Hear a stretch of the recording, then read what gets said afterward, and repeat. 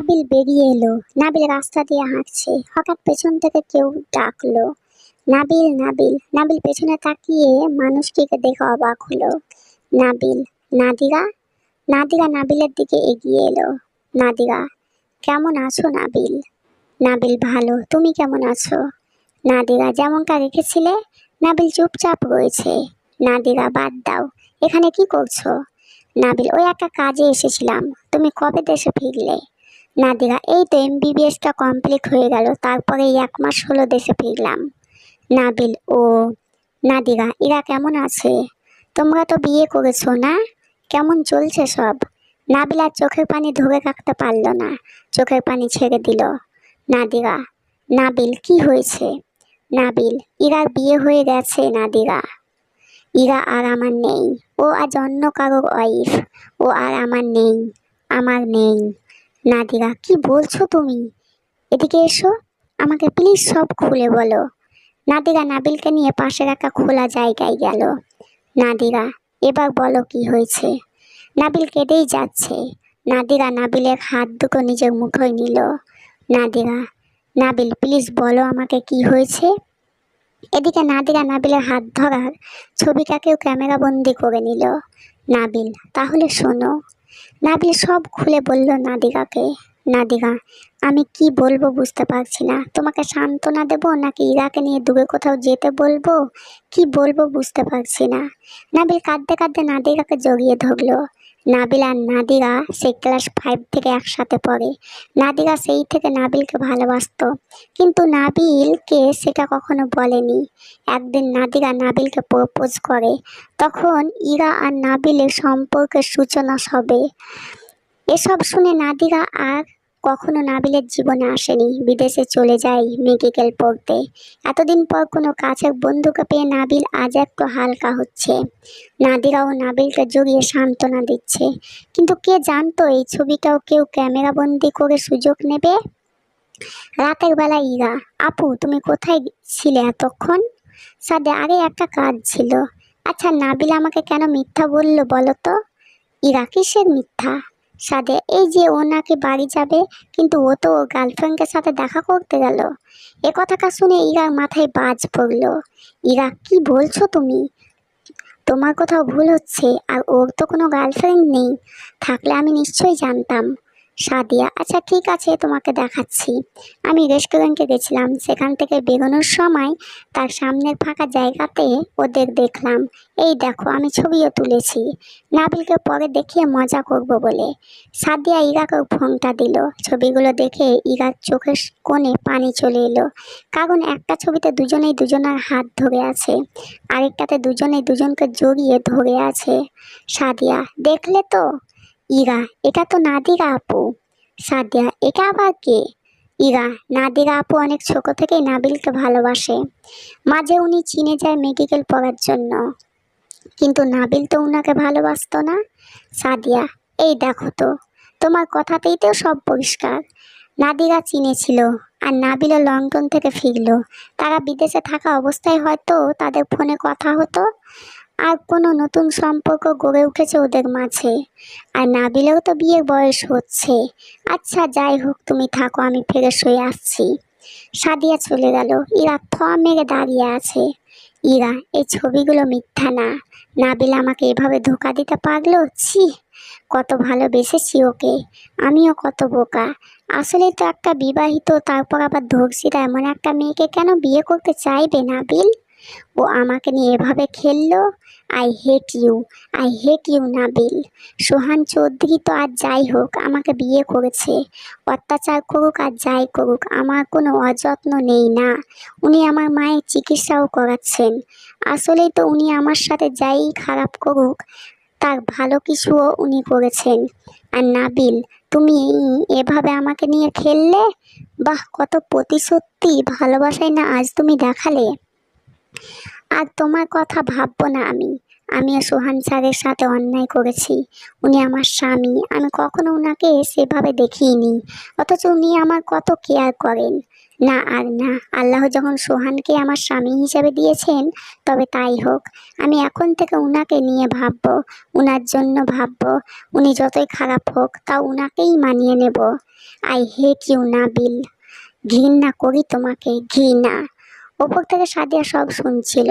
সাদিয়া, যাক এক কাজ হলো, এবার ইরা নিজেই বাধ্য হবে সোহানকে ভালোবাসতে, আর নাবিল সেও বাধ্য হবে আমার ভাইয়ের জীবন থেকে সরে যেতে।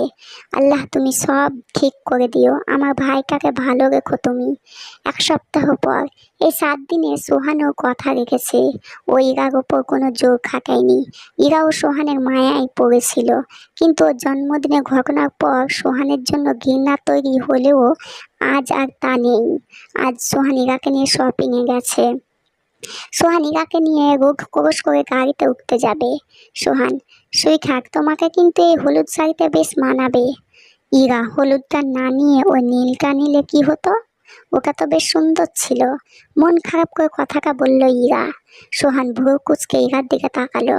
সোহান, তোমার কি ওই নীল শাড়িটাই পছন্দ হয়েছে? ইরা, মানে স্যার, এই হলুদ আর নীল দুটোই তো একই শাড়ি, কিন্তু রংটাই আলাদা। হলুদের চেয়ে নীলটা বেশি ভালো লাগতো, তো তাই এই জন্যই বলছি। সোহান, ঠিক আছে তুমি দাঁড়াও, আমি এক্ষুনি ওটা নিয়ে আসছি। ইরা, স্যার তা এই হলুদ শাড়ি?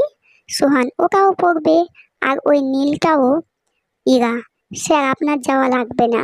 দেখুন ওই শপিং মলটা এমনিতেই এখান থেকে দূরে আর অনেক ভেতরের দিকে, আর রোদ পড়ছে, থাক আপনাকে যেতে হবে না।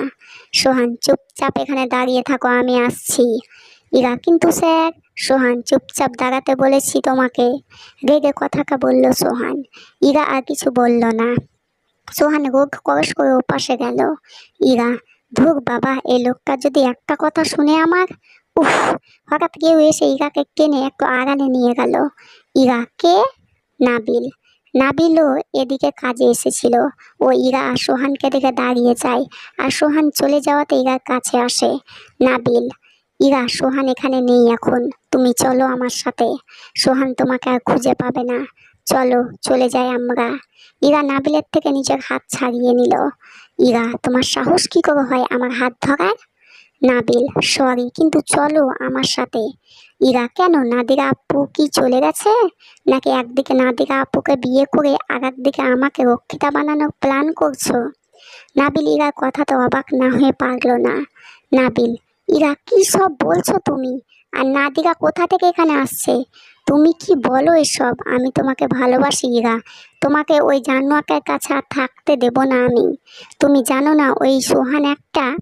ইরা নাবিলের গালে থাপ্পড় দিল। ইরা, চুপ, একদম চুপ। আমার স্বামীর নামে আর একটা বাজে কথা বলবে না। তোমার সাহস হয় কি করে আমার স্বামীকে জানোয়ার বলার? তুমি জানোয়ার, বুঝেছো? আমার সোহানের নামে কোনো কথা বলবে না তুমি। নাবিল, ইরা, তুমি আমাকে মারলে? ইরার চোখ দিয়ে আগুন বের হচ্ছে, আর নাবিলের চোখে পানি। ইরা, হ্যাঁ মারলাম। আমার স্বামীর নামে যে আমার কাছে বাজে কথা বলবে তাকে আমি এমনি এমনি ছেড়ে দেব না, তুমি ভাবলে কি করে? নাবিল, ইরা, তুমি। হঠাৎ পাশে খুব চেঁচামেচির আওয়াজ। ইরা, নাবিল, দুজনেই সেদিকে তাকালো। নাবিল, আরে ফায়ার সার্ভিসের গাড়ি এখানে, কোথাও আগুন লাগলো? ইরা, সোহান স্যার তো ও এখনো এলো না। উনি না।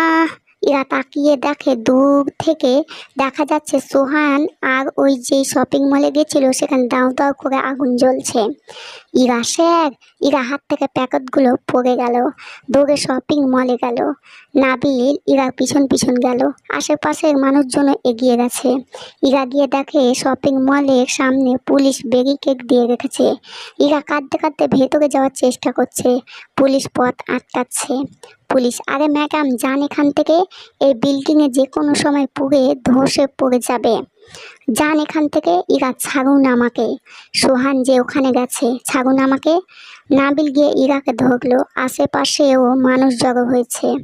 নাবিল, ইরা সরে এসো, এখন এখানে থাকা যাবে না, সোহানকে পরে দেখবে, তুমি চলো আগে। ইরা তুমি ছাড়ো আমাকে, আমার স্যার ওখানে আছে, আমি স্যারের কাছে যাব, ছাড়ো আমাকে। সোহান, সোহান। ইরা চিৎকার করে কাঁদছে। তবে কি আগুনে সোহানও পুড়ে ছারখার হয়ে যাবে? সোহানের কি একবারও জানা হবে না ইরা ওকে ভালোবাসে? নাবিল ইরাকে টানছে। নাবিল, ইরা চলো, ইরা চলো এখান থেকে। ইরা নাবিলকে ধাক্কা দিয়ে ফেলে দিল। ইরা সরো এখান থেকে, আমি স্যারকে না নিয়ে যাব না, শুনেছো? Sir, sir. হঠাৎ ভিড়ের মাঝে কেউ ইরা হাত টেনে বের করে নিয়ে আসলো। নাবিলও পিছু পিছু গেল। ইরা, আরে কে, ছাড়ুন আমাকে আপনি। ইরা আর কেউ না, সোহানি সরিয়ে নিয়ে এসেছে। ইরাকে আর কেউ না, সোহানি সরিয়ে নিয়ে এসেছে। ইরা, কোথায় ছিলেন আপনি? আপনি জানেন আমার কেমন লাগছিল? কোথায় ছিলেন আপনি? ইরা কাঁদতে কাঁদতে সোহানের বুকে ঝাঁপিয়ে পড়লো। সোহানও ইরাকে আলতো করে জড়িয়ে ধরলো। সোহান, সরি সুইটহার্ট, এবার তো কান্না থামাও। সোহান ইরাকে জড়িয়ে ওর চোখে পানি মুছিয়ে দিল। সোহান, আরে প্লিজ তুমি কেঁদো না। আসলে কি হয়েছে বলো তো, আমার একটা কল এসেছিল, তাই আমি একটু দূরে গিয়ে কথা বলছিলাম। এর মধ্যে এই অঘটন ঘটে গেল। আমি গাড়ির কাছে গিয়ে দেখি শপিংয়ের ব্যাগগুলো পড়ে আছে, এর জন্য এখানে আসলাম। তুমি এখানে আছো কি না? প্লিজ কেঁদো না আর। আরে আমার তো কিছুই হয়নি। যদি কলকি না আসতো তাহলে হয়তো তোমাকে আমার মরার জন্য। ইরা সোহানের মুখ চেপে ধরলো। ইরা, একদম বাজে কথা বলবেন না আপনি। আপনি সব সময় আমার সাথে এমন করেন, কোনো কথা শুনেন না আমার। আমি বারণ করেছিলাম না ওখানে যেতে? কেন গেলেন আপনি? আর যদি আপনার কিছু হয়ে যেত? কেন গেলেন আপনি? আর আর যদি আপনার কিছু হয়ে যেত তাহলে আমার কি হতো? বুঝেছেন না, বুঝছেন না আপনি? আপনি আসলে একটা খারাপ ডেভিল একটা। বলে ইরা সোহানকে মারতে লাগলো। সোহান ইরার হাত দুটো ঠেকিয়ে ইরাকে নিজের সাথে জড়িয়ে নিল।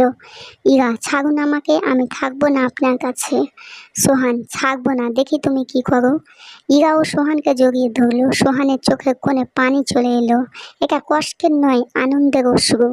সোহান, হ্যাঁ পেরেছি, একটু না অনেকটাই পেরেছি তোমার মনে জায়গা করতে।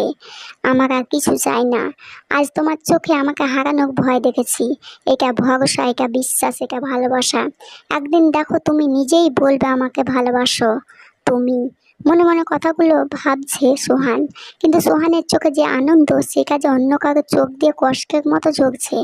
যেখানে সোহানের বুকটা আজ ভরে যাচ্ছে, সেখানে আর কারোর বুকে ক্ষত হচ্ছে। সে আর কেউ না, নাবিল। দূর থেকে ওদের দুজনকে এভাবে দেখে সে ভাষা হারিয়ে ফেলেছে। চোখের পানিটাই শুধু তার সঙ্গ দিচ্ছে।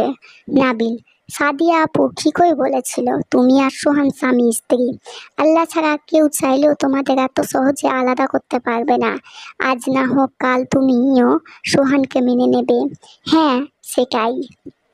আজ তোমার চোখে সোহানকে যে হারানোর ভয় দেখেছি, সোহানের জন্য যে ভালোবাসাটা দেখেছি, সেটা এত বছরেও আমার জন্য দেখিনি। না, তুমি আমাকে ঠকাওনি। সত্যি বলতে কি, তুমি আমার ভাগ্যতেই নেই। বড়ই দুর্ভাগ্য আমি। না হলে কি এভাবে আমাদের এত বছরের সম্পর্ক আল্লাহ এভাবে শেষ করে দেই? ভালো থেকো ইরা। সোহান তোমাকে ভালো রাখবে, ও তোমাকে অনেক ভালোবাসে, অনেক, হয়তো আমার থেকেও বেশি। আমার কথা আমি রাখবো। চলে যাব আমি তোমার থেকে, তোমাদের থেকে দূরে চলে যাব। মনে মনে কথাগুলো বলল নাবিল। নাবিল চোখের পানি মুছে উল্টো দিকে হাঁটা ধরলো। সোহান ইরাকে নিয়ে গাড়িতে বসলো, চলে গেল বাড়িতে। রাতের বেলা ইরা একাই বারান্দার গ্রিল ধরে দাঁড়িয়ে আছে। ইরারও একটু একটু কষ্ট হচ্ছে। ইরা, আমি তোমাকে মারতে চাইনি নাবিল, কিন্তু তোমার মুখে স্যারের নামে ওই কথাটা আমি সহ্য মেনে নিতে পারিনি।